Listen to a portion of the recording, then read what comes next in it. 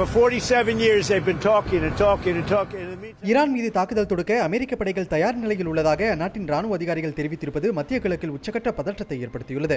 Iran மீதான அமெரிக்க ராணுவத்தின் நடவடிக்கை பல வாரங்கள் வரை நீடிக்கலாம் என அதிகாரிகளை மேற்கோள் காட்டி ராய்ட்டர்ஸ் செய்தி முகமை தெரிவித்துள்ளது. ஈரானில் ஆட்சி மாற்றம் நிகழ்வதே சிறந்ததாக இருக்கும் என அமெரிக்க அதிபர் ட்ரம்பும் கூறியிருந்த நிலையில் உலகின் மிகப்பெரிய போர்க்கப்பலான USS ஃபோர்டை மத்திய கிழக்கிற்கு அவர் அனுப்பியுள்ளார். ஏற்கனவே USS ஆப்ரஹாம் லிங்கன் போர்க்கப்பல் அரேபிய கடலில் நிலைநிறுத்தப்பட்டுள்ள நிலையில் இரண்டாவதாக ஒரு போர்க்கப்பலை ட்ரம்ப் அனுப்பியிருப்பது பிராந்தியத்தில் உச்சகட்ட பதற்றத்தை ஏற்படுத்தியுள்ளது.